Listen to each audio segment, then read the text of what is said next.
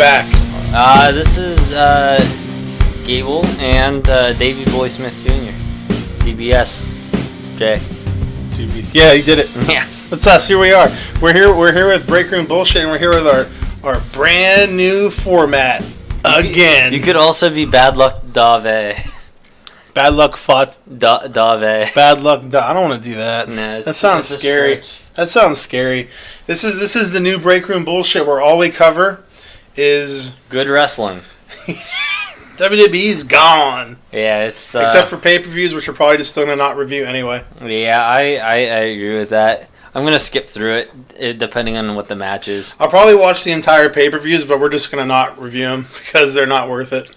I'm probably gonna not even to decide what to watch and what not to watch. I'll probably look at the results first. Yeah, it makes sense. It makes sense to me. It's not our fault. WWE sucks. We didn't do this. It's Vince McMahon's fault in WWE.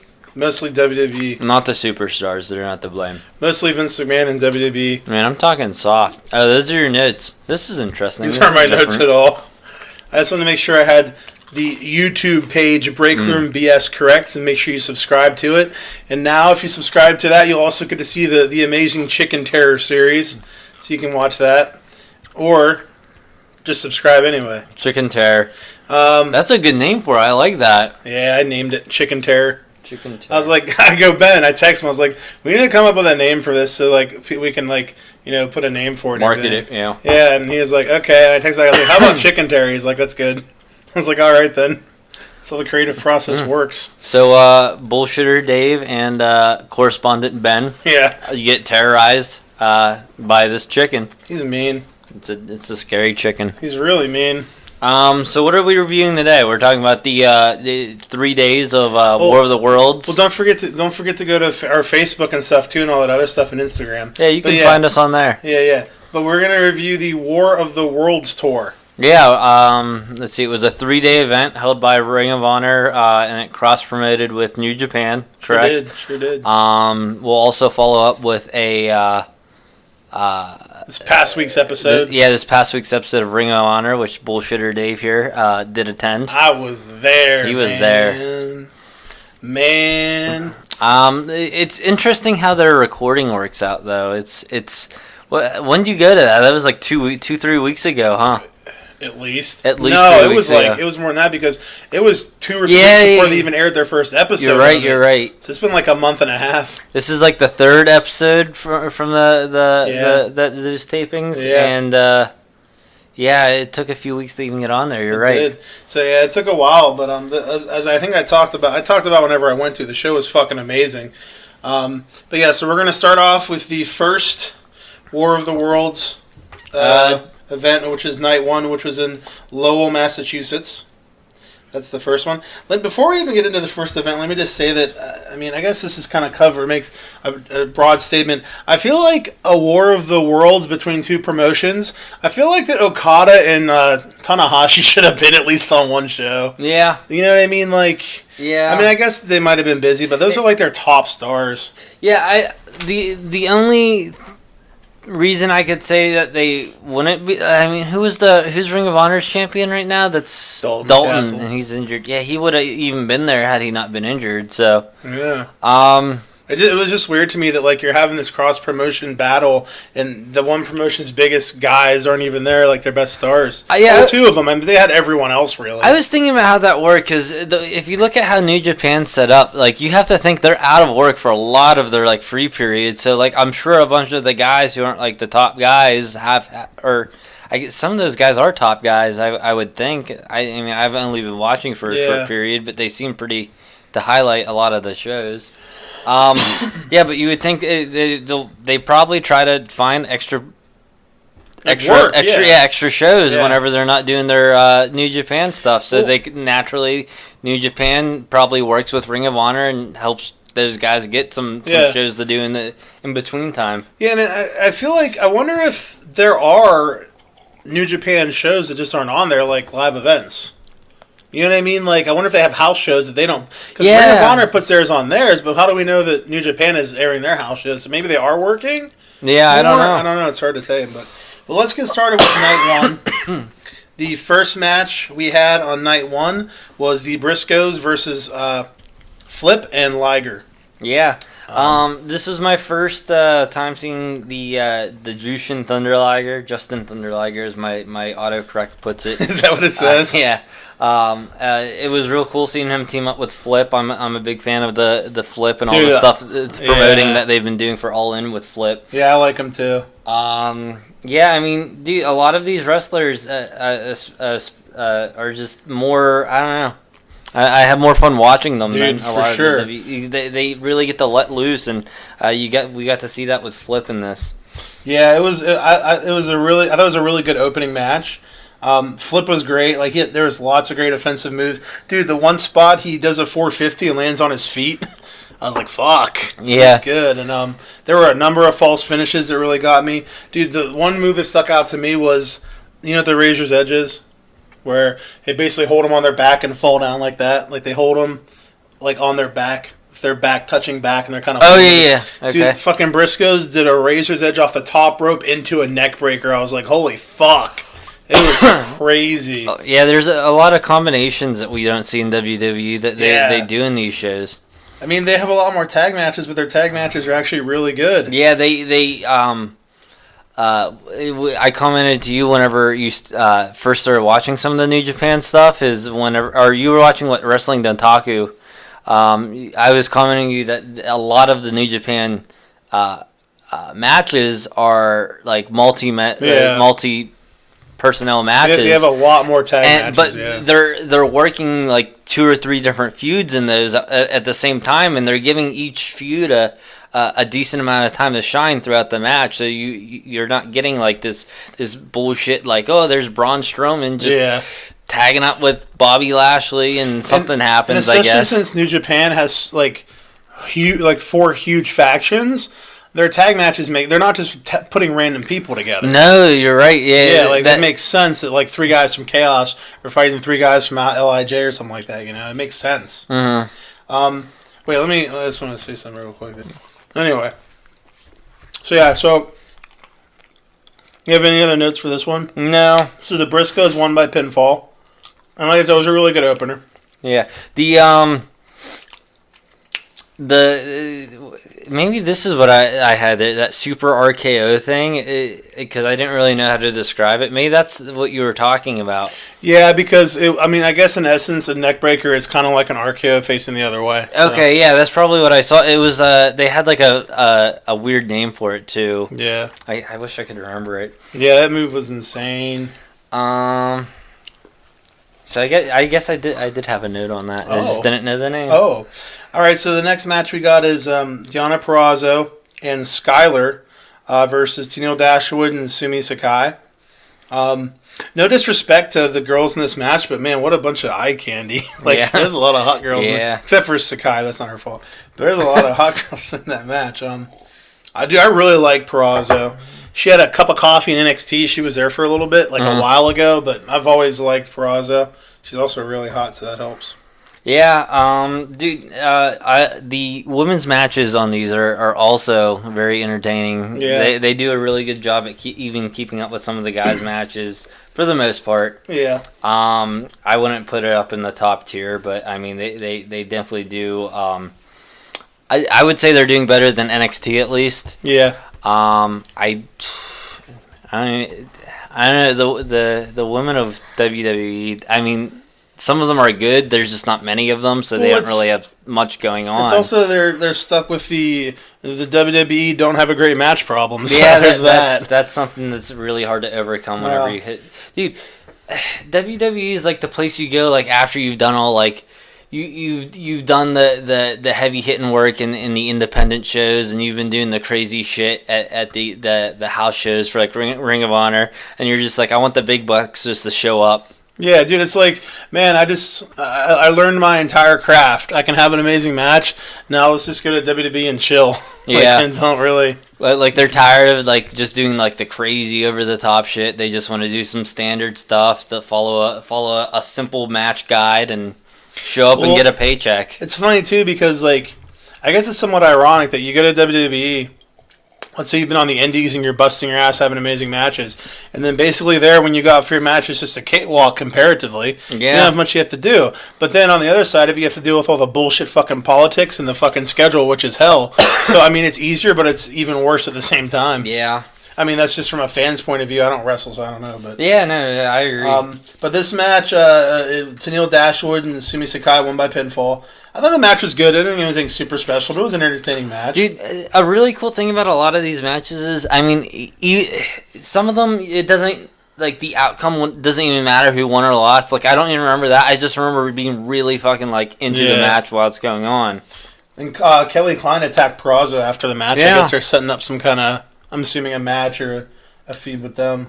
Mm-hmm. Dude, so okay, here we go. Let's talk about the next segment, which was the Dalton Castle promo. Dude, he has a line which I almost pissed myself because I want to bottle up the crowd, plug it into a brand new toaster at home, and make a bag L. Whenever he says bag L, it's so funny. I want to plug the crowd pop and then put my toaster and make a bag L. I was like, what the fuck, dude? And then he mentioned that when he was talking about everywhere he's been, he was like the faraway tropical land of Pittsburgh. Yeah, he's so great. He's really funny. Dude, I even posted on our Instagram page a fan poster for our matchup. I think it, like, even in retrospect, I think it said it was a second matchup. So I don't know if Velveteen Dream has ever matched up with Dalton, but man, those are two fun personalities. I'd love to see collide. They're somewhat similar gimmicks. Yeah, I need to look in to see if they actually did have a match already before he went to NXT. Yeah, I don't know that Velveteen Dream was ever in Ring of Honor. I know he was on Indies, but I think he was in like Northeast Maine area. Okay, so just a fan poster, I'm assuming then. I mean, they could have. I just didn't. It's possible. So during that match, are you done with the? I'm on the promo still. Okay. Did you notice the Rusev Day chant that started happening? I didn't catch that. Dude, there was like I'd say a 5 guy strong, maybe 6 guy strong Rusev Day chant. And before it got anywhere, the rest of the crowd started booing the chant, and Dalton gave like this, like, why the fuck would they do that look? That's funny. Like, it was really funny. That's fuck WWE. It's so funny because the WWE, like, the fans embrace that because they are kind of trying to show disrespect to the show, and when these guys try to do it, everyone like they're like fuck off. Calls them on their shit, and they're like, no, this is a good fucking show. Yeah, I'm gonna have to pay attention. I think I heard it's funny because I think on maybe the TV show or the third night, I did hear some of them try it, and I heard boos. Yeah, so I think I might have heard it happen again, but not as noticeably as that time. But so here's the thing. Okay, don't get me wrong. I love Dalton Castle's promo, but in regards to booking, it just makes no sense to me that he can't wrestle, so he gets to keep the title, and there's no repercussions. Like, he has a match with Matt Taven scheduled. He's like, I can't wrestle, and they're like, oh, it's too bad, Matt Taven. I guess you're just out of luck now. Yeah. You know what I mean? Like, it's a thing where they need to either come up with an explanation and be like, oh, well, Taven's going to get his match later or something. Like, how can you schedule a title shot for a dude and just say, yeah, you can't have it now? You know what I mean? Like, yeah. I just feel like they should have, and it didn't set up for anything later either in the tour. I could only imagine that it eventually will lead to something, just because I feel like they're not that dumb as to not do that, because that is like their top champion, their top belt. Yeah. And plus, there's all this stuff going on with the conspiracy around the kingdom. Yeah. So, who knows? He could fucking just, like, show up in, like, Dalton's room and just, like, steal it or something. Just take it. Yeah, I mean, you really don't fucking know what's going to happen on these shows, and that's what's great. Yeah, hopefully there's some explanation, because it just doesn't make a lot of sense. Do you have anything else with Castle? Dude, I was surprised that it seemed like a sincere speech. For some reason, like, I just felt like it was gonna be like some stupid gimmick type thing that WWE would do, but like it was like, it seemed pretty sincere, and I just don't think we'd get that another comparison to WWE, but I don't think we'd get something like that on WWE. Yeah. That's because I could be wrong. That's because WWE sucks, and their promos. Well, the WWE promos are so heavily scripted. These guys aren't scripted; they just come out and say what they want, and it's better. All right, so the next we have Coast to Coast versus the Kingdom. It started off with Taven cutting a promo. Dude, Taven immediately coming out after that was so great because he immediately had stuff to bitch about. Dude, he had a really funny reference to HBK losing his smile, which was really funny. Like back in the 90s, HBK cut this famous promo when his knee was injured and he had to forfeit the title because he couldn't wrestle. And he said, and I just lost my smile. I need to go home and find my smile. And everyone just made fun of him for it. So there's a really funny reference to like the late 90s. I like that. But dude, Taven was great on commentary. Like he was really fucking funny. I really enjoyed him on commentary. That was fun. At one point he said that Dalton Castle had an ingrown thumbnail hair. That's why he couldn't wrestle. I was like, what does it even mean? It was really funny. He called someone a Melvin. He's like, what a Melvin? I don't even know what that one means. Oh yeah, Melvin's just like a nerd. Okay. I've never heard that before. Really? I thought that was some sort of wrestling like. You thought the wrestler's name was Melvin? He was just calling it. He's like, look at that Melvin. Let's see. Dude, this whole match was like just entertaining as hell to watch. I love the stuff with him going under the ring. This is my next day. Like the whole horror movie angle and Vinny pulling people underwards and like the balloons coming out of that was really unique and cool. Dude, his character is so fun, that Vinny. With all the balloons and dude, when the ref got pulled over, I started cracking up. Dude, the refs seem to be very hands on in these. It's really like. Dude, like a lot of independent shows, when you go to them, the refs get involved in the match in like kind of comedy spots, and I noticed it a lot more in the Ring of Honor. Yeah, shows. I like it. Yeah, me too. Who won this one? Or again? SoCal Uncensored came down and they got their titles back. Oh yeah, I forgot about that. Yeah, they Distracted Kingdom and then Coast to Coast won by pinfall. 2 of them got their titles back. Yeah, at first I was like, shouldn't there be 3 titles? I was getting confused. Yeah. And then it set up for a 6-man tag match later, so that was kind of cool. So that made sense. Once again, I mean, I can't say I watched any of these matches like that match sucked. Yeah. At the least, they're all like good. You know what I mean? If not great. Dude, I didn't experience. I wouldn't even call it a bad match, but there was it wasn't until the Ring of Honor episode that we watched that I found something that was like meh. Yeah. And even that one like wasn't like bad. It just I don't know. I just seen so much. It was just nothing super special. Yeah. What do we have now? We have Bully Ray versus Cheeseburger. Dude, I love Bully Ray's character. Do you notice that Bully Ray looks a lot like that guy from the? You're smirking. The guy from the Dudley Boys group. It's about Bubba Ray Dudley. Mm-hmm. I think like. From what I understand, there was this big lawsuit thing because like they were trying to say that Bully Ray was stealing his gimmick when he left. So I think they probably are familiar with each other, but I doubt that. You know what I mean? That's about all I know. Dude, I didn't realize who it was until Ben told me something. He told me about that. Yeah, I was like, holy shit. He was like, I told Gable it's the same guy and it blew, and I'm like, really? I didn't know. I don't know. Like I just. The way he dressed like looks so different, and like I didn't put the 2 together. And then I realized, well, he did talk about fucking having a WWE ring on, and that's been a thing they've been. Dude, I feel so stupid in retrospect, but like I don't know. You really should. I just figured there's so many fucking wrestlers that I don't know that he was just another wrestler. Bubba Ray and Bully Ray. It's really funny. Yeah. Dude, Cheeseburger is so tiny. Dude, he's so small. He's so thin, but he's so lovable. The guy's lovable as fuck. Yeah, he's a cute little guy. I just want to take him home, put him in a cage, and walk him every day like a cute little pet. I do have a note later on about this, but I mean, I guess I could say it now. Is that we see a lot.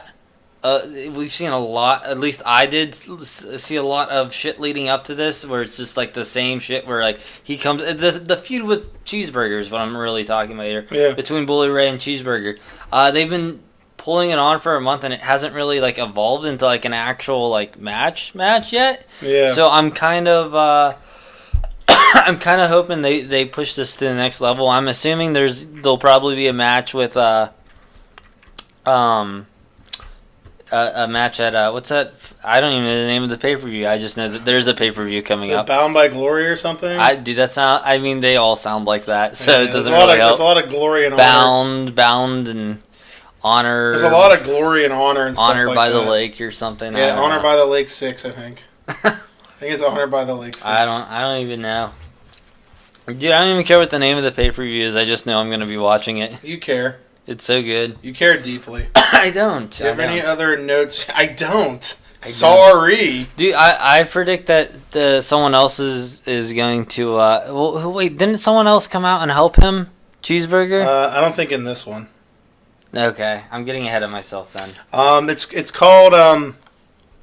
I saw it and got rid of it by accident. Ballsack. I think it's Best in the World is the name of it. Like that. Whatever. I just had it on my phone and then Anyway, the low blow spot was botched. Did you notice this? Whenever I think Bully like had a chain, and the ref took it off Bully, and then Bully low blowed Cheeseburger, but the ref was already turned around and blatantly saw it. I'm like, that's too bad. No, I missed it. It was some bad timing, but as much as I like the refs, there are a lot of spots where I feel like I feel like the refs' timing are really off a lot. You know what I mean? Like with spots and stuff, and I'm like, oh, they did that a little. The only thing I noticed with the refs, and I told Ben this, the one thing that WWE does right is that they tell the refs to like just keep counting to 3, and if they get to 3, then just go with it. Yeah. I don't think they tell them that in any of these, because I notice they'll jerk their hand back whenever they're about to get to 3, and it just looks like they stop before the kick out even happens. It's a very good observation on your part for sure. Have you noticed that at all? I haven't. I kind of feel like I know what you're talking about. I haven't watched her. I feel like if I watch her, I see exactly what you're saying. Yeah, I mean, keep an eye out for it. Let me know if you notice it. I just want to know I'm not crazy. I will keep an eye out for it. How do you feel about that? Son of a bitch. Oh boy. I did like the finish of Bully just getting himself counted out on purpose. That was kind of funny. He's just like, fuck you. Like, here's your win. He doesn't even care. He's basically, I know I can beat you, whatever. It just kind of throws in your face, but it's letting him win. So, you have any more notes on that one? No. The Cheeseburger won by count out, obviously, as we just said. So, Roppongi 3K versus Bullet Club was the next match. Yeah. Bernard the Business Bear rules. Mm-hmm. I really love him. I like there was a nice Goldust Shattered Dreams reference. Goldust has this move where he puts him in the turnbuckle and lifts both his legs up, and then he runs and kicks him in the nuts. And Cody kind of set him up like he was going to do it. So I thought that was kind of a nice little nod. Is that when he did the fuck you thing? Yes. Okay. Yeah.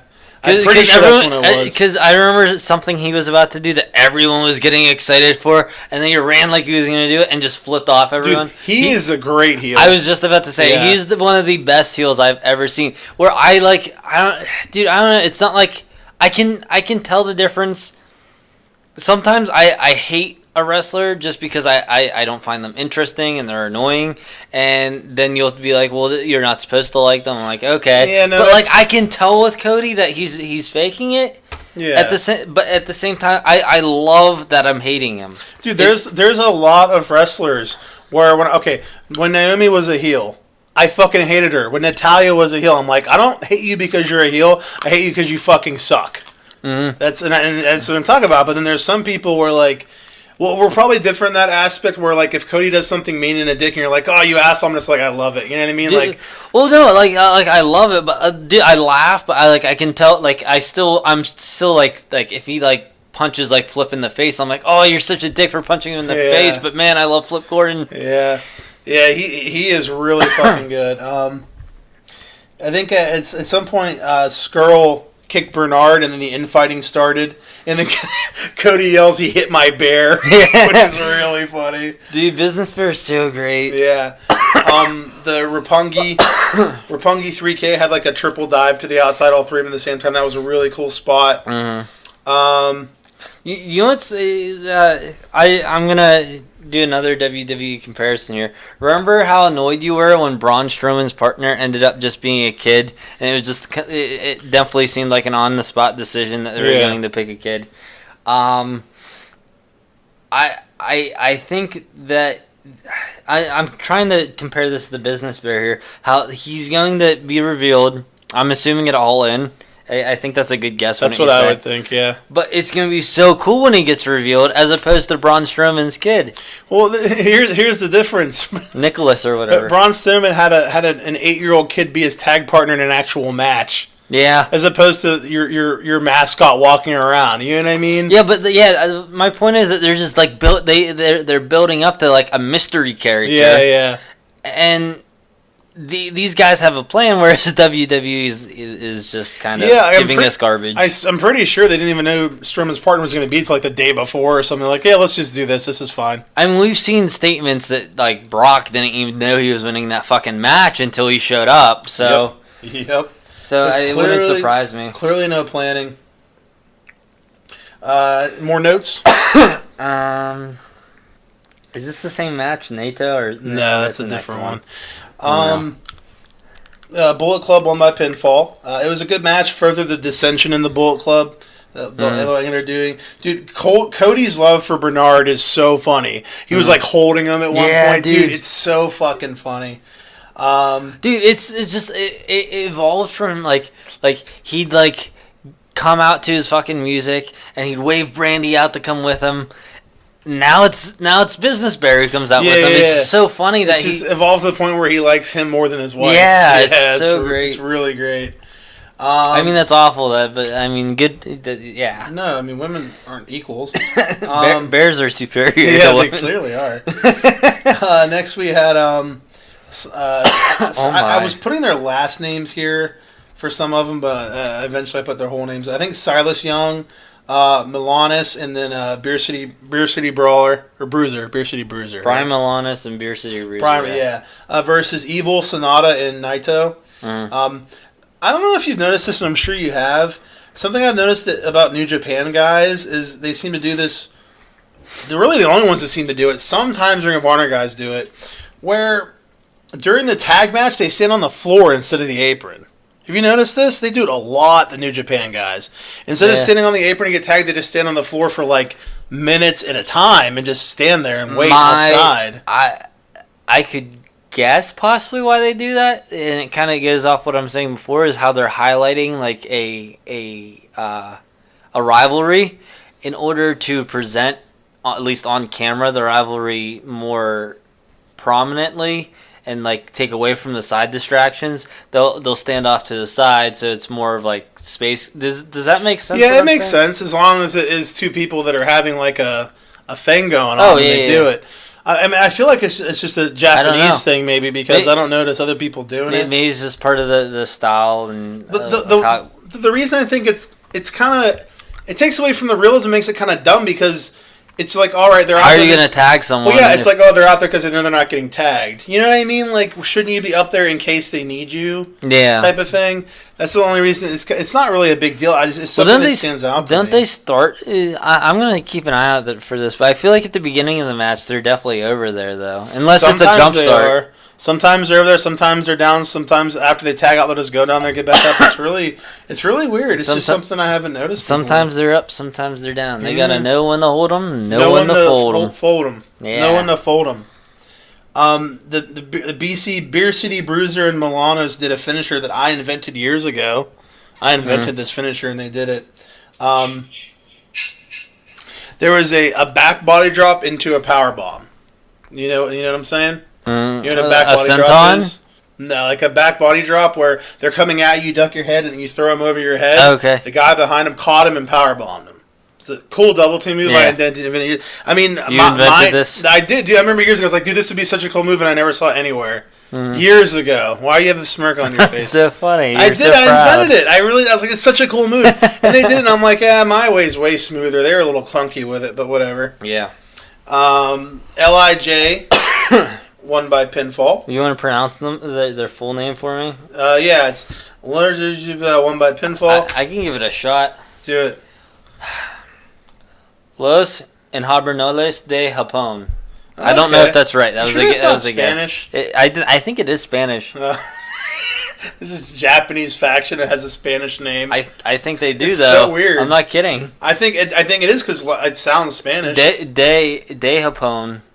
De is definitely Spanish, so DE is Los an O. Because I know however it's pronounced, it's supposed to translate to the Ingovernables of Japan.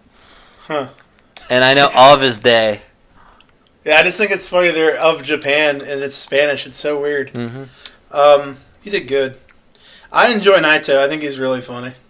Yeah, dude, Naito's funny whenever he walked over to the ref after and started raising his hand. Yeah. Did you hear the story of where the eye thing came from? No, I was kind of curious about that. I think they mentioned it on, I think, the third show, maybe. I guess whenever he was in some other country wrestling, I think Puerto Rico or something, the fans were doing it to be derogatory. Oh, yeah. So he took it on just to say "fuck you." Yeah, to them. basically just took it as a thing. I love it. Now he just does it all the time. Yeah, I love it. I was like, that's really cool, dude. There's a really cool shirt design that has like a skull. Did you see that shirt? I think he wears it sometimes. It has like the skull and it has like the skull doing the eye thing with its hand. That's pretty cool. Yeah. I want to get a lot of shirts from Ring of Honor and New Japan. Dude, some of the New Japan shirts are really cool. All those pro wrestling tees.com shirts are really cool. They probably have Pikachu ones too. My favorite one has to be the Marty one, the villain one that has like Vader and Predator on it. Heath Ledger's Joker on it. It just needs Thanos instead of Predator. I'm gonna be getting a lot of shirts. I think a lot. I'm gonna keep an eye out for a deal, and I might splurge. Next match. Triple H. Oh wait. Triple threat. Triple threat. It was Jay White versus Jay Lethal versus Chucky T. I like Jay Lethal's music a lot. I'm gonna download it. I really fucking like his music. I didn't even notice his music. It's like I'm watching a Godzilla movie with intense music in the background or something. So it's Samoa Joe's music? No, Samoa Joe's music is just racist Samoan music. Dude, it's the Godzilla music. Samoa Joe? Yeah, Samoa Joe's music's derived from the Godzilla, like him showing up on Sounds screen. like Scooby-Doo music. Hold on, let me see. We can play this on air, right? Probably. Let's see. Doom, doom, doom, doom, doom. I can kind of see it now that I'm listening. Yeah. Dun, dun, dun. What are you doing? That doesn't sound good. I was going to say, what are you doing right now? Do, do, do, do, do. As long as you don't play too much of it. Dun, dun. Dun, dun, dun, dun, dun, dun. That sounds like Samoa Joe music. Now let's play Samoa Joe's music. It's so good. I sound just like it. What the fuck? Oh, that's not Samoa Joe. What the fuck's this shit? Were you smoking weed when you came up with this theory? Oh wait, hold on.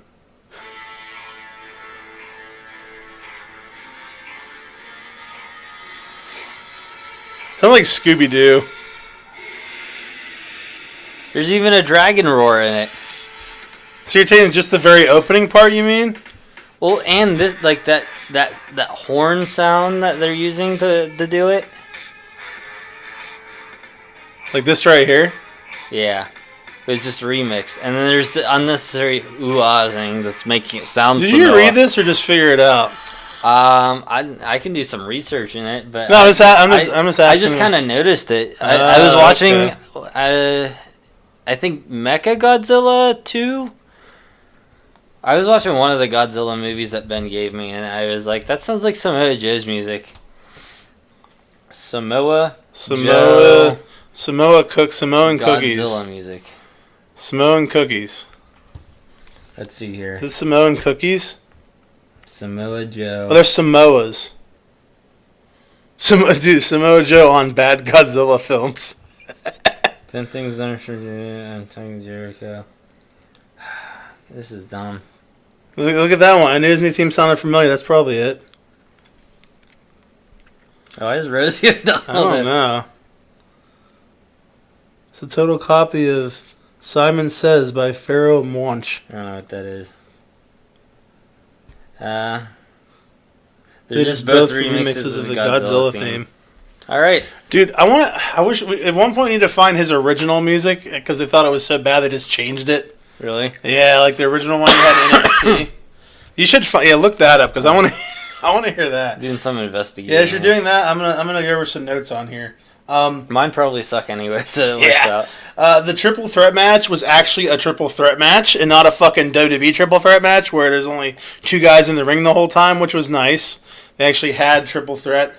Chucky T was very funny throughout the match, I thought. I liked the one part where he's supposed to be like helping Jay White double team Lethal, and Jay White and Lethal are outside, and then Chucky T just tells the ref to hurry up and start counting them out so he can win. Which doesn't make any sense though, because it's a triple threat, and you can't have a count out in a triple threat. But whatever. So that didn't make much sense at all. What do you got? You did like that Chucky won? I didn't get there yet. Oh. You suck. Sorry. The whole two guys double teaming one guy throughout and eventually turning is way overdone, but they did a great job. But they did a great fucking job in this one with it, with White and Chucky double teaming Lethal the whole time. Lots of funny moments where they would like tease one is going to turn on the other. Really liked it. Chucky T won by pinfall. It was a great finish. I did not see it coming that Chucky T would steal the win. Yeah. He was the last one of the three I thought would win it. I did not think that so would I definitely like that. All right, what do you got for me? I got...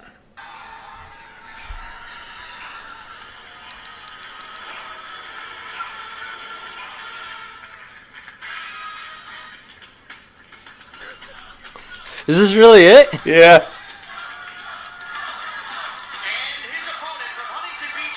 There's not even a theme. It's in the background.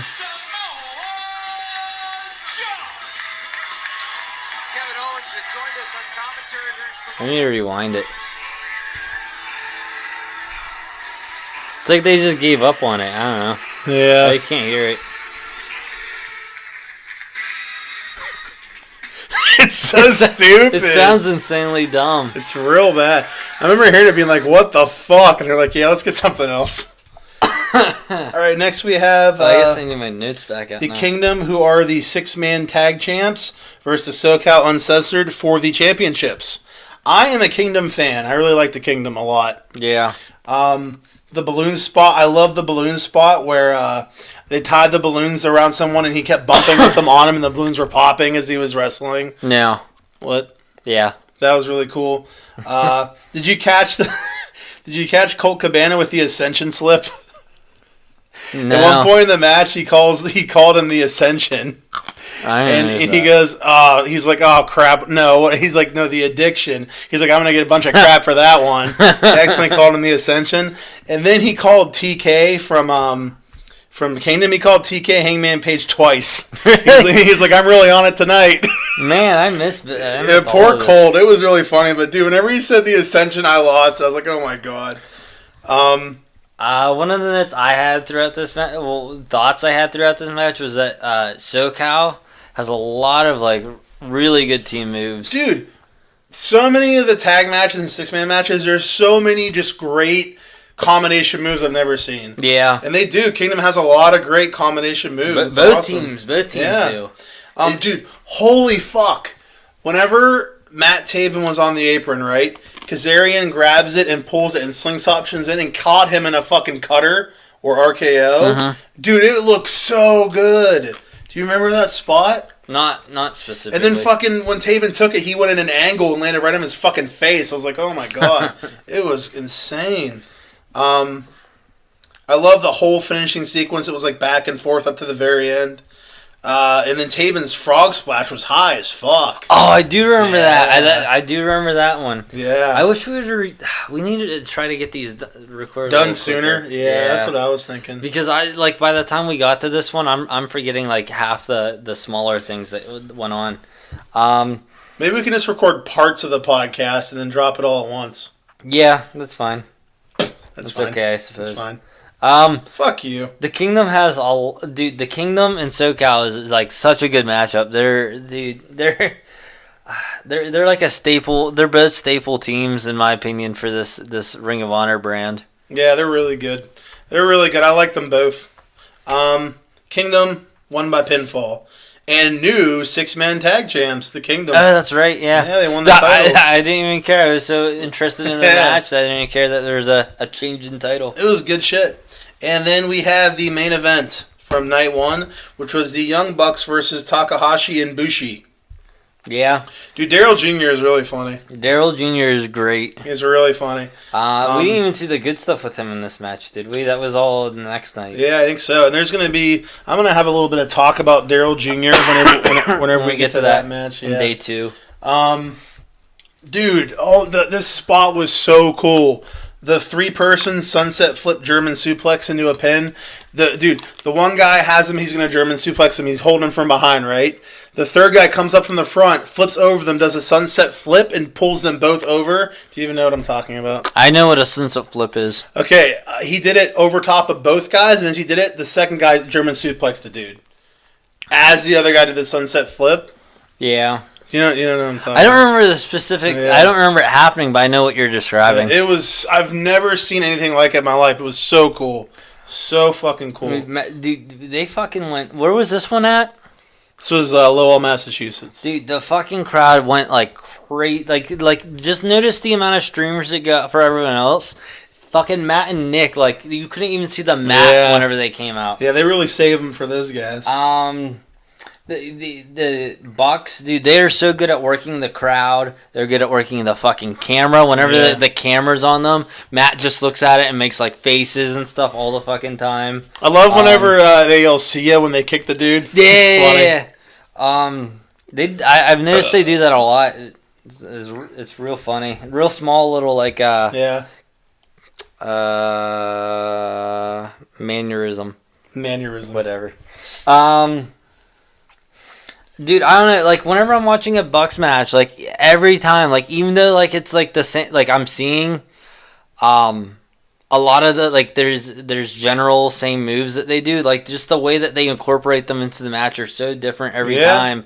It's not, like, a paint-by-numbers match, like, ever. It's real good. They're real good. I'd love to see someone who's never seen them fucking wrestle, like, watch this and be like, I don't understand how they were able to do half this shit. There's one move I'm going to mention at some point. I watched it. It's in this one. It's fucking in this one. I'll get to that. But, dude, when Bushi had the ref held up in a backslide position. I know what you're talking about. Yeah, and then he fucking does the mist. Yeah. I've never seen a distraction like that. Dude, it was so ingenious. It was such an interesting fucking thing to do. Dude, and this is a perfect example of why WWE sucks. Not only does ROH and New Japan deliver moves and combos I've never seen, they do ref distractions I've never fucking seen. Yeah. You know what I mean? Like, WWE is just so fucking cookie cutter. They're taking the fucking wrestling game and turning it on its side. Yep. Dude, I don't understand. Like, I don't fucking understand who's the fucking old dude who hates everything. Jim Cornette. Jim. Dude, I don't understand why he thinks this is so bad. You have people like me who are like watching like the only don't be offended here. The only reason I was watching WWE was because we were doing a podcast. I mean, it was okay. I mean, I still like was entertained. But dude, fucking like as soon as I started watching this shit, I'm like, 15 hours of my week are going this easily every week. Like, dude, I'm willing to drop 15 hours of this. I'm gonna talk about Cornette too when I get to the thing about Daryl Jr. I just don't understand. You have like people like me who are coming in who aren't like big wrestling fans who just indulge in it because of this shit. The majority of what he doesn't like didn't even happen in this whole show. Okay. You know what I mean? So it might make more sense to you whenever we get to it. Okay. Talk about it. You might still disagree. I kind of agree with what he says, but back to the blinding thing. Dude, okay, this was so well done. As soon as Matt starts kicking people while he's blinded, I'm just like, oh shit, he's going to kick Nick. As soon as I'm like, this is obvious, he's going to kick Nick. But Nick comes in, and even though the crowd knows it's coming, and you know it's coming, they fucking do it so slowly, you're like, maybe he's not going to. Yeah. You know what I mean? They do it in a way where you're just like, oh, maybe he's going to realize it's him, and then he does it anyway. Yeah. Up to the very last second, you're like, I don't know if he's going to kick him or not now. And it's just so cool, like, stuff like that. And then, dude, it was so hilarious when Matt slowly realized he had the ref in the cease and desist. Oh, my God. He so just slowly turns his head. Yeah. He's like, oh, shit. It was great. That was fucking great. I mean, he really sold that. Like any other wrestler, if his partner was like, "Oh, you've got the ref in the sharpshooter," they'd be like, "Oh, okay," and then it's just like be done with it and then get off, and that's the end of the joke. Perfect example of how good they were at selling. They made the mist look like it was so devastating. He had to get water and pour it in his eyes. Oh my God! When he cleared his eyes, it's just such a little thing. It's like someone else would just wipe it away. They got the water just to show it's that devastating that it blinded them. It's like little stuff like that. Bushi's known for doing that mist stuff. I don't know if you've noticed that. Yeah, I've picked up on it. He's done it like a few times. Yeah. But the sunset flip powerbomb to the floor outside looks fucking devastating. He jumps over the top rope and lands and fucking power bombs the dude from the apron. Yeah. Jay Lethal got fucking injured from that move on night 2. We'll talk about that when we get to it. I didn't even know he got injured, like real life injured. Yeah. Dude, so many fucking moves. The flipping stunner to the outside, I think Matt did was so fucking cool. He jumped to the top rope and gave him a Stone Cold Stunner to the outside. That was cool. Dude, the Canadian Destroyer. I watched the Canadian Destroyer like 10 times, and I'm, dude, because I watch it and I'm like, normally I'm like, this move blows my mind, but I kind of get it. They did it where it went so slow. I'm like, how are they making the momentum and having them turn? Dude, I look at it and dude, I'm like, I don't know what's happening now. Well, how the fuck are they doing it? It's crazy. It's like the hand of God like just reached in and started turning them. Flipped them. The Meltzer driver is just fucking badass. Dude, He does the flip and lands. Oh, it's so cool. I've seen a lot of their matches up to that point. So the Meltzer driver wasn't like a new thing, by any means, but like I said, the way they just incorporate the match together and get everything going, it's still gets the pop that it needs every time. Agreed. I can't wait to talk about their match on this next one, night 2. Oh my god! But the Young Bucks won by pinfall. Great fucking match. Loved it. That's it. Loved it. It was a great show. That's going to be a recurring theme. Ring of Honor. It was a great show. You want to do a save here? Yeah, it's a very good idea. It's really easy to agree that these outside of these other promotions are just superior to the big dog WWE. The big dog. I'm just calling them the big dog for now on because they're the most popular and they are the equivalent of Roman Reigns in company form. It's quite unfortunate their stock is the highest it's ever been right now. That's ever. dumb. Yeah. So we are now on War of the Worlds Night 2 from Toronto, Canada. Let's jump right into this. The first match we had... Dude, it's very Canadian that this took place in a hockey rink. That makes sense. It happens a lot, though. Switchblade Jay White, who's the champion, versus Punishment Martinez for the IWGP US Championship. One thing I noticed throughout this match is that it didn't seem as snug as most ROH and New Japan matches. Most of them, they look like they're hella connecting, you know what I mean? Like, really connecting with shit. It seemed like it was more so Martinez in this one. A lot of them, the kicks weren't going... I don't know what it was. It just didn't seem like it was as, real looking as other matches. Yeah. You know what I mean? But it was just a small thing. Hangman Page on commentary. He didn't really add much to it or have much purpose, but I do love him otherwise than that. I think they just wanted an in. I need to remove Switchblade from here because I later realized he's not included in this. I think they just wanted an in for the Hangman and Punishment feud that they seem to be starting up there. Yeah. That's all I really have for that. I am interested to see where it goes, just because I haven't really seen Adam Page do a lot of stuff yet. Yeah. So I'm interested to see him do some his personality a bit. I don't know if this... I don't think it happened yet, but the show I went to, I think it might be on the 4th show, there was a Hangman Page match where he was doing crazy shit, and I was like, holy fuck, I love this guy. I think that might be on the next show. Dude, I remember you texting me being like, dude, I fucking love Hangman Page. Yeah, I think it's on the next show. Jay White won by pinfall, retained his title. Good match. Yeah. It was a nice job having Page with a distraction to further the feud with him and Martinez in their match. Yeah, dude, another thing about Hangman is he's since he's part of Bullet Club, he does have appearances on being the Elite, but it's definitely nowhere near as often as obviously the Bucks since they run the show. Yeah. Or Cody, Skrull. Even more so Skrull. Skrull has a lot of fucking time on that. Yeah. So fuck, where was I going with this? Pooping, I think. Yeah, I don't know. Whatever. Hey, you know what the next match was? Yeah, whatever. Yeah. Bully Ray versus Cheeseburger again. Yeah. Like I said, I think this might be... No, this is not where it's probably the next night. They just need to move that feud along a little quicker for me. But they're not going to move it along too much at a house show, I would imagine. Bully, I really enjoy Bully's promos. They're always really good. Dude, I agree. They're even though it's been the same, not the same, but It's the same every time. He does something different to be a complete dick every time. Yeah. So I'm He's just as pulled in on it. He's good at being a heel. Dude, the sit-out powerbomb from the top rope, holy fuck. Like, it looked really devastating. Dude, I think Cheeseburger is going to die at the hands of Bully Ray. He's going to accidentally kill him. Dude, how about, this is so funny. When Bully was outside the ring, he goes up to a fan to high-five him and moves his hand out of the way and goes, "What are you, stupid?" I do remember that. It was great. So funny. Dude, WWE would never let a white guy whip a black guy on national television. No, not anymore. Not since the late 70s. They used to, what's his name? Ted DiBiase used to have a slave, right? With Virgil, yeah. He was his manslave. Cheeseburger won by DQ. Once again, I like it. He just gave him the win on purpose. Yeah. So I did like that.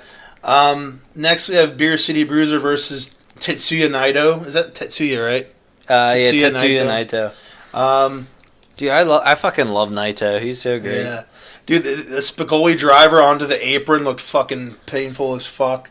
I'm not necessarily a big Beer City Bruiser fan, but it was really funny when he tried to start a USA chant in Canada. Like, what the fuck? I forgot about that. Dude, Beer City Bruiser is one of those guys where I feel like he's a dude you just see on the indies that's like not even a real professional wrestler. He just sucks. But like, he's not. He doesn't suck. He's good, yeah. He just has the look of someone like that. I love how whenever they were counting outside and Naito was about to get count out and he got to 19 and he fucking fell down and then jumped and got in right at the last second. Yeah. He really kind of sold it that he might get counted out. Naito won by pinfall. Another good match. Dude, it was definitely a weird matchup, though, wouldn't you say? Like, two different wrestling styles. Yeah. It still ended up working out. Still was a really good match. Agreed. And then after that, Colt Cabana left, and I got sad. I was like, oh, I like him on commentary. Whenever he says the right names, I really enjoy him. Okay, let's get down to business. Super Smash Brothers versus the Young Bucks. Hold on, wait. I'm trying to decipher this note. I finished Colt's... Dude, he quoted Eminem. He said something, you only get one shot... one shot line. Yeah. And then he said something in between and he said, "Do not miss your chance to blow." I'm like, he said what I just said. Dude, Colt's great. I love Colt. Super Smash Brothers versus Young Bucks, sir. Wait. I'm still not done. I'm sorry. Right? I thought I was done because it said Colt there.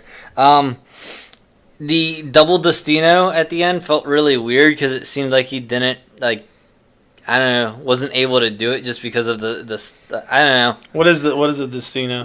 That's his finishing move where he kind of runs up and does a DDT while flipping across his body. Okay, yeah, you know what I'm talking about now? It just seemed really weird.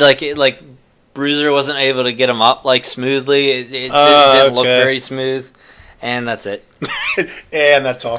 Sorry. I'm really bad at getting my notes in at the correct time. I mean, you get them in, and that's all that matters. Yeah, I guess. Dude, Super Smash Brothers versus the Young Bucks. I know, dude. Yeah. Looking at this, you're like, who the fuck are the Super Smash Brothers? And can they legally use that name? And boy, did they come through. Okay, first of all, I thought the Young Bucks were the 6-man champs from New Japan. I thought they won them at one of the Dunkanku. They are the 6-man. Yeah, and then the commentator said they don't have any belts, and they didn't have them with them. I guess they're just talking about Ring of Honor. I was like, that's weird. Because some of the guys had their New Japan belts. That really confused me. But, dude, the Fatality finisher was badass as fuck. I don't even remember what it was. I just know it was really cool. I don't even know what that means. It was... They called it the Fatality was the name of the finishing move. And I remember it was a double team move from the corner that the Super Smash Bros. Did to one of the guys. And I was just, holy fuck, that looked cool. A lot of them I described them, but I just stopped. There were so many just unique and awesome moves I've never seen in this match. It was incredible. I was just sitting there okay, I want to describe this move. I want to put a note for this. I want to describe this. I was like, I can't just keep sitting here and writing down everything they're fucking doing. Yeah. But there were just so fucking many. All I can say is if anyone hasn't seen it, watch this fucking match. This match is, dude, if there's anyone that's like, man, WWE, I don't want to stop watching WWE again, sit the fuck down and watch this. You'll never want to watch WWE ever again. Dude, just I kind of want to go back and tune into SmackDown this week and just watch and be why watch AJ Styles get nut punched by fucking Shinsuke Nakamura again. Yeah. I think I'm gonna just watch this match again, like soon, just to watch it. Because, dude, I'm not exaggerating. I honestly think this is the best tag match I've ever seen. Really? Like, ever. I was like, this is the great...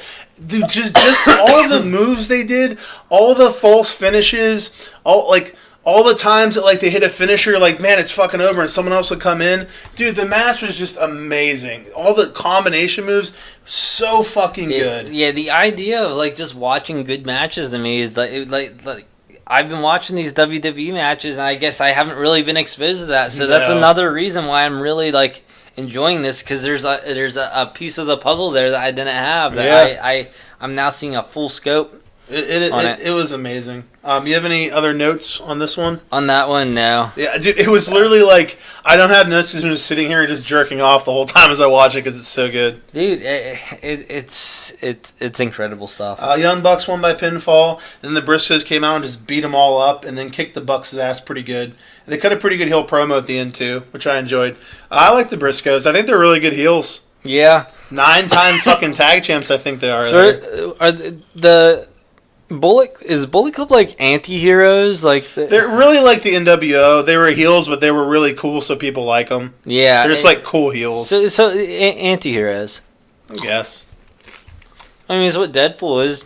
He's a bad guy. He's a mercenary, but people like him. Yeah, but he does good though, you know. Who tries to? Yeah, I guess so. There's more.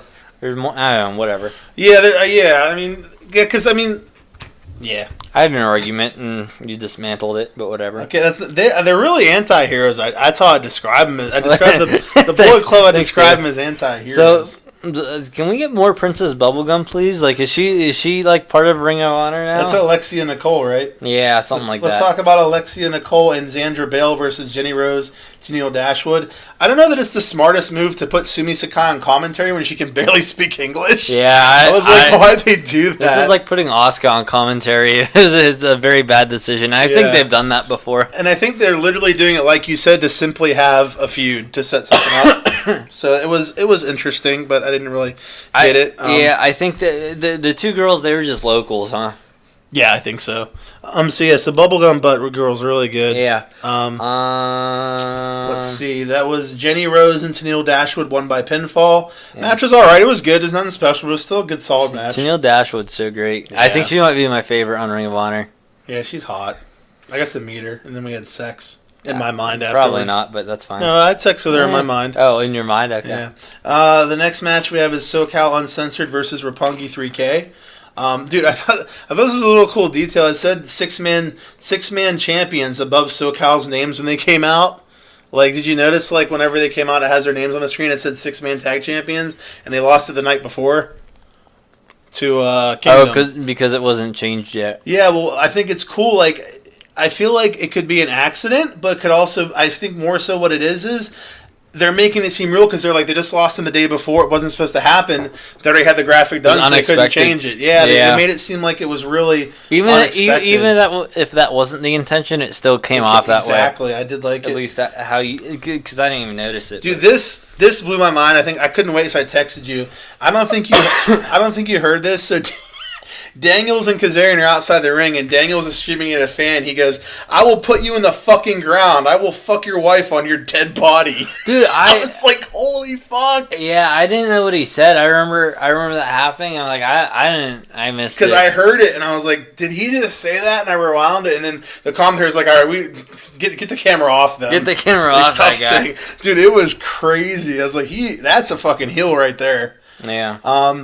To agree with you on the last show, I have a note right here that says I like how SCU works together with their 3-man moves. They're really cool. The double Hurricane Rana move that one of the Roppongi guys did it's cool, even though it makes no sense because two guys are flipping. Like, it didn't make sense. The move doesn't make sense, but at least it looked cool. Because when you do a Hurricane Rana, you're wrapping your legs on both and grabbing it. He's doing two, and they're not even touching each other. Yeah. I'm like, it's weird. Dude, sometimes you just have to like let stupid shit like that go. Yeah. Or like situations where the wrestler is clearly like could have stopped it if he just did something, but like, 'cause, I mean, it's professional wrestling. They're still doing something that's really fucking hard to do. You have to at least give them a little bit of a suspension of disbelief, where you're just like, all right, I'll go with it. Yeah. Yeah. Another sweet triple dive here. SoCal, you have any more notes for this one? Dude, I don't think I had any notes for this one. All right. I was like you said, a lot of these I just sat back and enjoyed and I kind of did try, not to sound like I didn't enjoy it because I did try to force myself to take notes. I'm like, this is just, I can't sit here and write good move over and over again. So SoCal Uncensored won by pinfall. Really cool, really great match. Lots of really cool double and triple team moves, which is just an ongoing comment in all their tag matches, basically. Next we had Silas Young versus Adam Page. I believe this was for the television title, right? Yeah. Martinez attacked Page before the match even started, furthering their feud, really building up to their match. Dude, about the fucking curb stomp onto the chair. Fucking put his head on the chair and did the curb stomp. I was like, fuck. The Seth Rollins. Yeah, the old Tyler Black. Oh yeah, that's a cult, or that's a throwback there. That was his name in ROH. Dude, and after it happened, Facade, baby. Fucking Facade came down. Facade was one of the guys as an agent that came down to check on him. What? Fucking Neon Ninja. See. Yeah, I was like, it's fucking Facade. I was like, this makes me so happy. He's there and he's not even wrestling. It's a very good sign that he might actually be with the company. Yeah, I was just about to. Holy shit. I got real fucking pumped. Just what to say. Silas Young won by pinfall. They probably liked them from the Pittsburgh show and asked them to come tour a little. Yeah, I'm hoping. I really liked the match. I thought that the attack before the match really protected Page in the loss. You know, he had a reason to lose because he was injured. I was really hoping Adam Page would have a belt here. I was hoping too. I legit thought it could go either way how they booked it. Yeah. I was like, either one of these guys could win it. It was really well booked. Anything else on that? Nope. Jushin Thunder Liger versus Cody. Cody is great. I love him. Cody assisted by the one and only Business Bear. Did you notice that Business Bear's not as muscular now? So there's definitely different people in the suits. Yeah, it makes sense. They're definitely alternating with people. It's just people in the fucking suits. Do you see when Cody spit in the fans, put water in the fan's face? Yeah, such a great heel. The one part he goes to Too Sweet the guy and just gave him the double bird instead. Yeah. Dude, he's so great. I love him. So funny. Let's see. Kinda.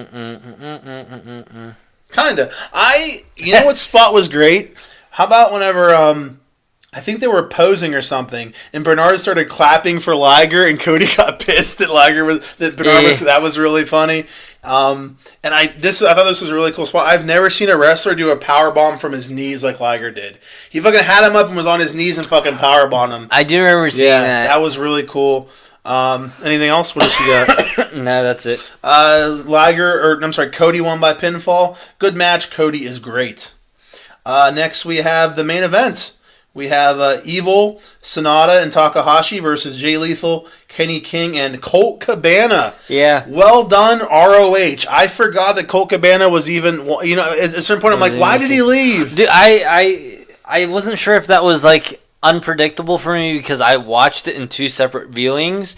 Because I do remember him getting called to leave, and I completely forgot about it by this point. But I watched it all the way through. I completely forgot, and I was like, "Well done." Right, so you didn't forget. It was just really well done. Well, you forgot. Yeah. But yeah, you were supposed to. I completely forgot about that, and it made sense. Mm-hmm. It was really cool.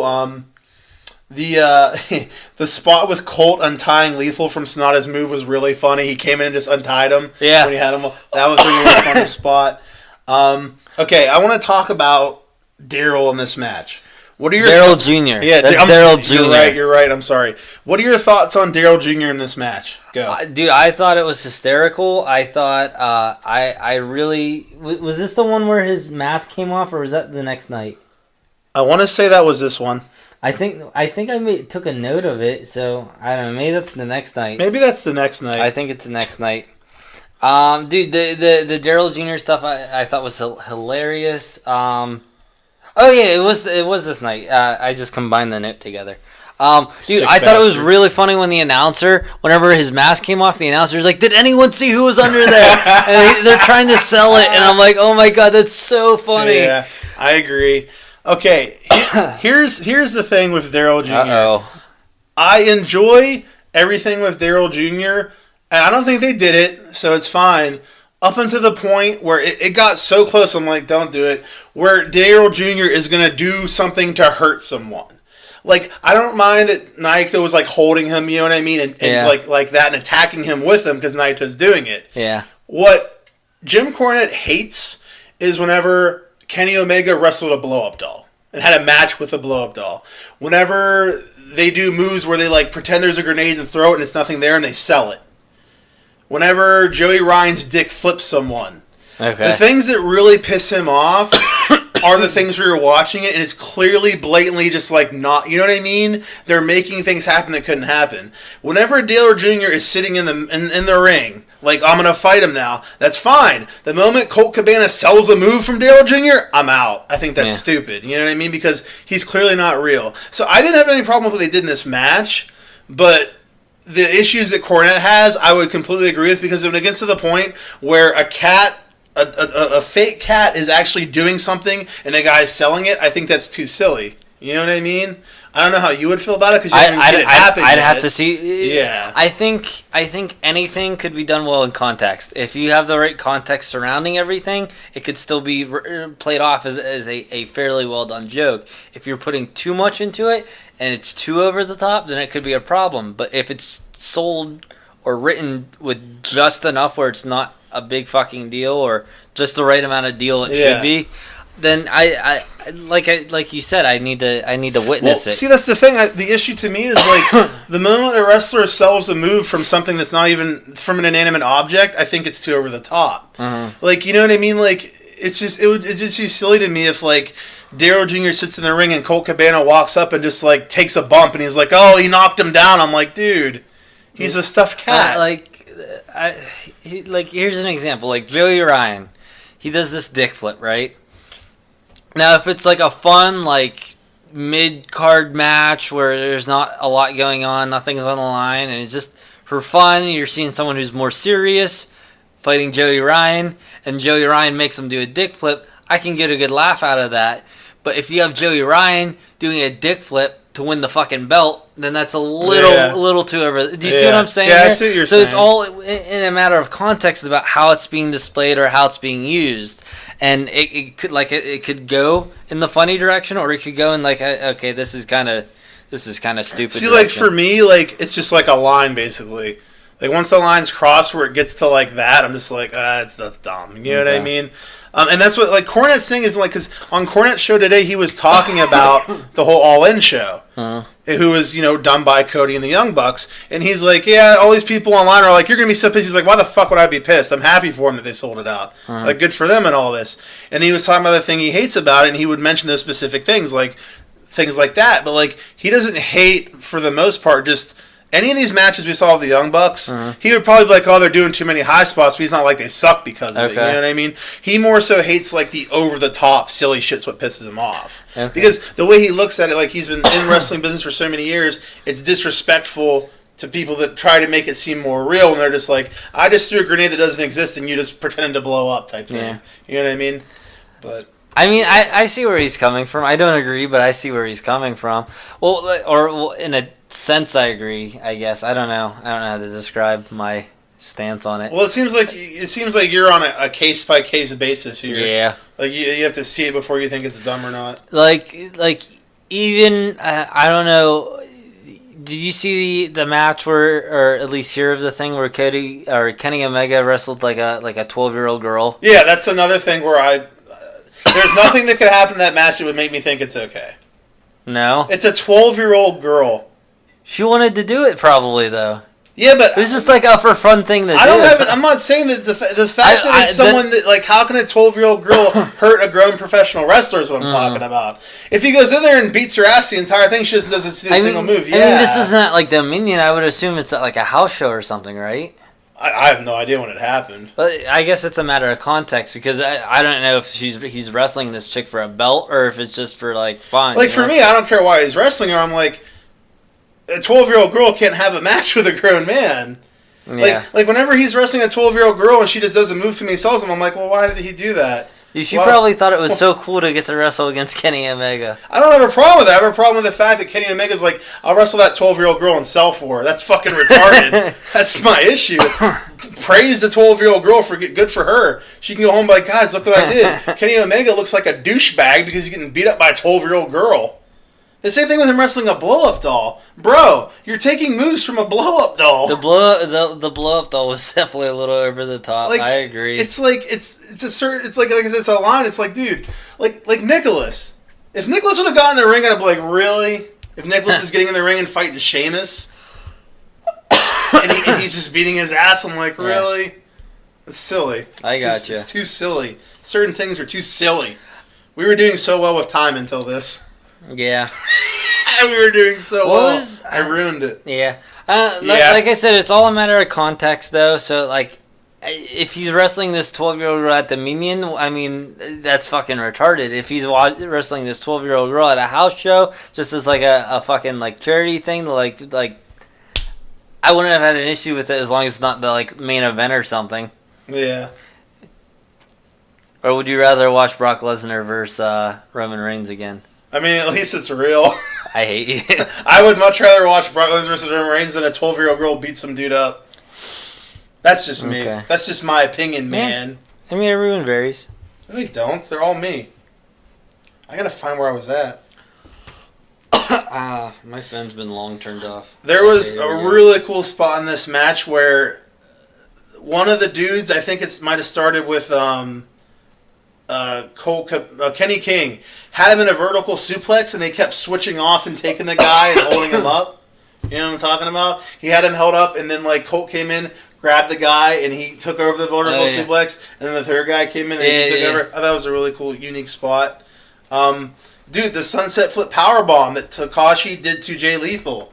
He jumped over the top rope and powerbombed him off the apron and fucking injured him. That's why he wasn't on the next night. Yeah. Oh, yeah. That's the move, Takashi may have actually murdered Jay Lethal with the sunset. Yeah, he injured him at least. He got injured. The Mist is always cool. I enjoy the Mist. Was it a head injury? What was it? Yeah, I think it was like a head injury, yeah. I want to go back and watch it now. Just smacked his head hard. Anything else on this? No, I just, it was the first time I saw Colt wrestling in the ring, and he was a really entertaining character to watch. Yeah, he's cool. He's cool. All right, let's move on. Evil, Sonata, and Takahashi won by pinfall. By pinfall. Did you want to do a save or no? Yeah. Okay. We're back, baby. I mean, we never left, baby. We never left, baby. And then, you know what it's time for? Let's move on to War of the Worlds Night 3 from Royal Oak, Michigan. You know how this starts? This was definitely had less matches than the other ones. Shane Taylor versus Evil.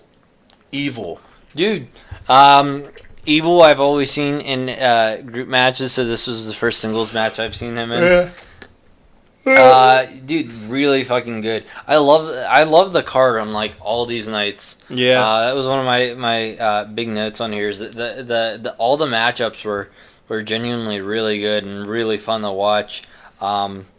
Shane Taylor, who's just a fucking behemoth, fighting Evil, who looks like a fucking tank as well. It's like two Titans clashing. It's the Clash of the Titans. It was the Clash of the Titans here. It was really fun to watch. The commentators had a nice dirty work reference, which I liked. This is comedy. I don't know what the fuck that comedy means. that I love. Shane Taylor doesn't really do much for me, to be honest. Like I don't really care about him. No, for the most part, I agree with you. Yeah. This match, I liked them. It was a good match. I liked it. Evil won by pinfall. Next, we have Tennille Dashwood and Jenny Rose versus Sumi Sakai and Stellar Grey. Dude, to me, when Sakai comes out, she doesn't really seem super over for being the women's champ. Like, she doesn't get a big pop. I'm not really. That is. I'll agree with you on that. That is something I have kind of noticed, that like she doesn't really have like a thing going on. Yeah. There's no gimmick. There's no like fan interaction. There's not really anything. She just kind of like comes out. And she's like, okay, I'm wrestling. And you think with that, like, because they had that big tournament, and like you think with winning a giant tournament with all those women, like they'd have picked someone like, I don't know, that would be more over. I don't know. Maybe they were just going for like a serious wrestler to give the title legitimacy. I don't know. I don't have any other notes on this match. No. Dashwood and Jenny Rose won by pinfall. Still a decent match. No spots that really stood out, but like still like a nice solid match. Yeah. Like I have right here. Match was all right, just nothing special. Then we had Adam Page and Punishment Martinez. Dude, the entrance ramp is way too long in this arena. Like, it takes them forever to get to the ring. If you remember the show, you'd be laughing right now because it's 5 feet away from the ring. Oh. Dude, they come out from backstage and then the ring, there's no ramp. They're like right there. It's really funny. I'm trying to remember. I think this is the arena where they had rails outside where the there was like stairs and stuff. Yeah. It was a really interesting setup. Like, there was no ramp. It was funny. They used some furniture. There was a nice furniture attack before the match started. Some chairs and tables and whatnot. No match, which was a bummer. I was really looking forward to the match, actually. Did when we watched WWE, did they do a lot of like the use? They don't really use any sort of fucking weapons ever, huh? Oh, they use chairs and tables sometimes, not very often. But like I noticed a lot with these. Like someone will come out prepared and try to get like a few blows in before the bell goes off. Yeah. And they do that like fairly frequently, which is a good strategy, especially if you're a heel to do that. Sit up, you're slouching. Oh, we never really saw them do. I don't know. I never really saw them do that very often in WWE, and I noticed it a lot. Yeah, they definitely do it a lot more in Ring of Honor. It makes it more interesting. It's a smart thing to do. If it were real, you'd want to get a few blows in before the match starts, so you don't get DQ'd. I was really I wanted to see Paige wrestle, and I didn't get to, which kind of sucks. But I mean, it looks like they're building to a gimmick match. I think maybe like a no DQ match or something like that. Yeah, that's what it seems like to me. And then I have a note here: Jay Lethal was injured from that Sunset Powerbomb, which was a bummer. Was that supposed to be in here somewhere? It was supposed to be a 3-way match. Yeah, I want to say it was. Oh shit! I don't remember what match he was supposed to be in. Maybe the 4-way. Yeah, I think you're right. Him, maybe I think. No, I think you're right. The 4-way match with Kenny King versus Matt Taven versus Sonata versus Marty Scurll. Dude, I love Matt Taven. When he's outside the ring at one point, and Matt, he's like, "Get the camera off me! I'm swearing over here." That was really funny. Dude, do you see when he fucked up doing a spot up in the on the top corner? Or at least in one of the corners, his foot slips out, and he starts yelling at the ref, saying that the ref was like touching the rope or something. No, that's really cool. It was really funny. Yeah, the crowd even started chanting, "You fucked up, you fucked up," and he just looks at the ref. He's like, "What are you doing over here?" and yelling at him. And shit. That's really cool. I didn't catch that. Really funny. I have a note that says the 4-person submission spot was cool, but I don't know what that means. So. Scurll trying to do the Paradise Lock was hilarious, and he couldn't figure out how to do it. Dude, Scurll is so fucking funny. It was really funny. Dude, the spot, they were going to shove those things up Taven and King's asses. Dude, the Colt made it so funny. I think the Colt goes, "Why won't the ref allow it?" And then the other dude goes, "I know why, you need consent, Colt." Yeah. It was so fucking funny. Oh, fuck. It was good. You have any other notes on this one? I really liked how Taven had they've been doing this whole conspiracy thing with Taven. Yeah. And he gets a 6 count in on a fucking pin. Yeah. But the ref's not looking. He's too distracted to see if anyone's tapping out. I thought that was really interesting. Something I've never seen before. I really like the whole conspiracy thing. I like him in Kingdom a lot. I think that's like been a thing that they've done because I think they have shirts that say conspiracy on it. Yeah, I got the impression that it's been a thing that's been going on for a while. Okay. Because he was mentioning it, like I think even on the first show with Dalton, he mentioned on there's a big conspiracy and stuff like that. Scurll won by pinfall. Really good match. Really enjoyed it. Moving on, we got Roppongi 3K versus the Young Bucks versus Motor City Machine Guns, who are the tag champs. So this was This was for the belts, right? This was for a chance at the belts. That's right. Okay. Yes, that's what it was. I had a prediction here, which was my next note, but ended up being wrong. Never mind. Not a note. I erased that note already. Oh. So since fucking the Bucks and Marty have that 6-man tag belt, and they wrestle in Ring of Honor regularly, do you think New Japan? I'm kind of curious how this works. Whenever they do the cross belts, do you think that it's like an even exchange that they work out? That way, both shows are getting promoted on one another's shows. Yeah, I don't know. Because I just had a theory that Roppongi would win it since the Bucks have those belts, but they're not even wearing them, which is kind of weird. I know. I didn't get that at all. It really confused me. I thought it would have been cooler if, because it's a triple threat tag match, they had 3 guys in the ring instead of just 2. You know what I mean? So it's like a triple threat match, and their partners are there too. I thought it would have been kind of cool, but it was just still 2 guys in the ring. As with every other fucking ROH tag match, lots of cool double team moves I haven't seen before. Mm-hmm. The 4-man super kick on one guy was really cool. All 4 of them super kicked the one guy. That was a sweet move. The exchange with I don't even know if you're gonna know exactly on top, but there was an exchange with the Young Bucks and Motor City Machine Guns toward the end, where they're all just running around the ring and just doing reversals and super kicks and going everywhere. I'm like, I can't even keep track of who the fuck's doing what, because there was so much shit going on at once. It was so fucking cool. Roppongi 3K won by pinfall. Yeah. Really cool they won. I wasn't expecting it. Great fucking match. Dude, I like them. Yeah. I think they're fun to watch. Yeah, dude, there's so many people on here. Just really fun and really cool to watch. Next we had the Boys versus Silas Young and Beer City Bruiser. That was a fun match. The Boys are very funny. I didn't have notes for this, but I wasn't expecting the Boys to actually like be able to hold their own without Dalton. Yeah. So that was a cool surprise. I do really like them. Yep. Dude, I remember whenever I tried watching ROH 6 months to a year ago, something like that. And I remember the angle that was going on was Dalton Castle was fighting Silas Young, and they were feuding where if Silas lost, he would have to become one of the Boys. And if Dalton won, and then if Silas won, he would get the Boys.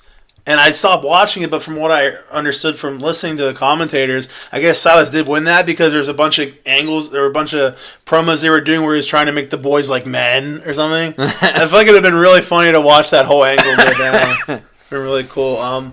It was a fun match. The Boys were funny. Silas Young and Beer City Bruiser won by pinfall, which wasn't very surprising since the Boys aren't really regular wrestlers. Yeah. Next we had Flip, Liger, and Cheeseburger versus SoCal Uncensored. Okay, dude. Now, funny spots that are completely okay. Whenever Kazarian and Sky accidentally start working Daniel's arm, their own partner in the corner, remember they're holding her arm? Dude, I fucking love that. And then one of them, I think Scorpio realizes it's Daniels. He just gets off the apron. He's like, "What are you doing? Stop it!" And then the team starts coming over, and then Liger comes over, and he realizes it's not Liger, and he's like, "Yeah!" And he starts slowing down, and he realizes everyone's there. He's like, it was so funny. The delivery on his realization was once again a really funny slow turn that really sold it. It was really funny. I didn't have anything else for this, but I did have a lot of fun with that match.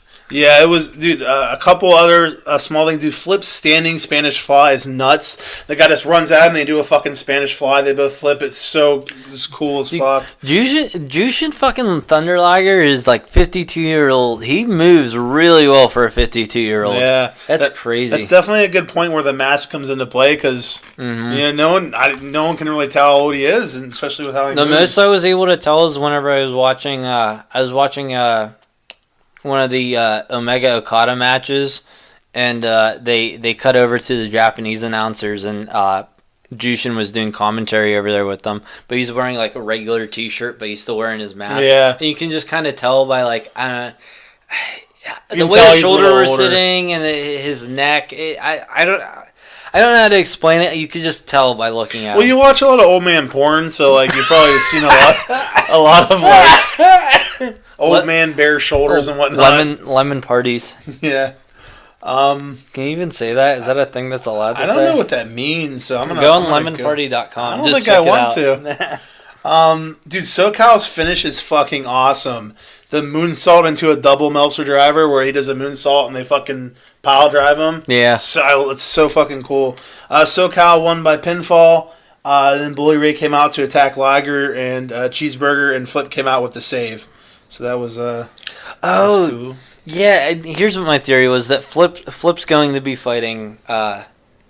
Bully Ray. Yeah. Okay, I'm down to see Flip do anything. Yeah. So next we had Cody. I just want him to get booked. Yeah, hopefully he does. They need to book Flip. They do need to book Flip. Cody versus Hiromu Takahashi. Dude, Bernard trying to wrestle Daryl was funny. Daryl Jr., I'm sorry. Dude, if they, you know how they make like those the versus shirts like for the big matches. I definitely want a Daryl Jr. versus Bernard shirt. It'd be so funny. Takahashi. Okay, Takahashi was holding Daryl back. It was a little getting really close to the line, but it was fine. I do agree. It was getting a little long. I'm like, we gotta wrap this up here. Yeah, I'm like, all right, I get it. But Daryl Jr. is really trying to get away from you, whatever. Bernard was hilarious during that. It was really fucking funny. Dude, Vertebreaker is an awesome move and looks really dangerous. Is that what Cody did at the end? Is that Cody's new move? Yeah. They keep the other week they were like, oh, this is Cody's been talking about on Twitter. Dude, that move is real fucking dangerous. They don't tuck their head right, they're breaking their neck, man. That looks real dangerous. Cody won by pinfall. Good old Cody. Dude, something I think's really interesting is seeing people who are like, I guess this is a good example of why Cody's such a good heel. There's a guy wearing a Cody shirt, and while Cody's ringside, like, and he's like laying on the ground next to the guy who's like just standing in the crowd wearing this Cody shirt. The guy's like getting in Cody's face, booing him and stuff. So, like, well, dude, like. Ring of Honor has a lot of like really smart fans. Yeah. Where it as much as like, all right, Cody, I love Cody and he's supporting me, love him, but you know he's a heel and you know he wants you to boo him. Exactly. So out of respect for him, he's gonna boo him. There's Ring of Honor fans are way better than fucking WWE fans. It's for damn fucking sure. Cody's good at being a dick. I think that's like my fourth time having that note. He's good at it, man. There's only been 3 days. He gets 4 notes. A lot of dicketry. Okay. Are you ready for another WWE comparison? Yes. So, fucking Takahashi kicks out of the Crossroads before they set up the Vertebreaker. Like this is what you were trying to explain to me, is like when it's okay to kick out of like a finisher. Because it's supposed to be a big deal, right? Like, you're staring at me. No, I think I was about to say you're making a good point. It's supposed to be a really big fucking deal, right? And they build up to it, and it happens, and it's a huge fucking deal, and then Cody just hits a different finisher, and then it makes sense. Now, when your F5 doesn't work the first time, you do 6 or more. The second time, or the third time, or the fourth time, you should pick up on the pattern. Maybe I should do something that's not an F5 to try to get this done. And that's when the story starts to fall apart. This is a very, very good observation on your part, Gable. Yeah, very good. Because, like, something I'm basically going to kind of repeat what you're saying, but something as important as kicking out of a finisher should be used in a moment where it really matters. And they basically let him kick out of his finisher to put over a new finisher to make it seem even more devastating. If you're ever going to have someone kick out of your finisher, why not do it to make your other move look stronger? Yeah. You know what I mean? It's a very good observation. I completely agree with you. You're like, Dave's looking at me. I'm saying something stupid. Make it stop. I got scared. The next match we had, the main event, it was the Briscoes, who are the ROH Tag Champions, versus Naito and Bushi for the titles. One thing I've noticed that's great about ROH is that all of their championships are important and mean something. Like, all of them. Dude, yeah. The commentators even mentioned that this is the only place you're going to see the tag titles in the main event. Yeah. They had that exact line, and I'm like, they're right. Like, when you watch WWE, you're like, all right, Brock Lesnar's never there, but, like, both world titles seem like they mean something in WWE. Both tag titles. No one gives a fuck about them. Intercontinental U.S. Who gives a fuck? Women's titles. Sorry, but who gives a fuck? Don't even start talking about the cruiserweight because then we won't even know what that is. Yeah, it's not even a thing. It gets its own sub show. You watch ROH, any of their fucking titles could main event, and I'm not throwing a flag at all. Any of their titles, they just booked them in such a great way.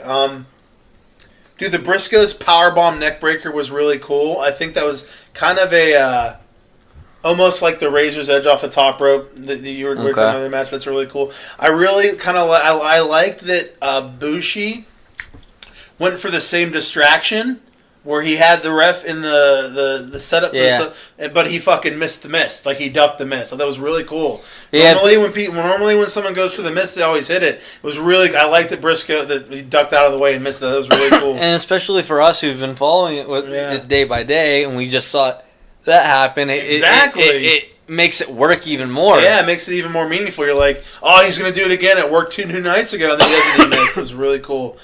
Briscoe's won by pinfall. And that's the end of night 3. Dude, do you notice whenever they brought the belts back out to Naito at the end, he was using his eye to examine the belt real close. I didn't notice. It was really funny. Dude, he has the funniest mannerisms. They're so funny. Yeah, he's a cool guy. I like him. We're friends. He's it's like Tranquillo or something. All the shirts say, and it's like him doing that lay down stance. Yeah. I like him. So you want to let's just go right into the TV and just get it done here? Yeah, we'll tie these together. This was for the May 11th Ring of Honor TV show. They literally just call it ROH Ring of Honor TV. Yeah, it's not a good name for the show, but the first match was Kelly Klein versus Madison Rayne. Good match. I liked it. That was the one that I would say out of all 4 days that we watched here, it was the least impressive, and even that one was it was all right. A decent match. Yeah. Kelly Klein won by pinfall. Yeah.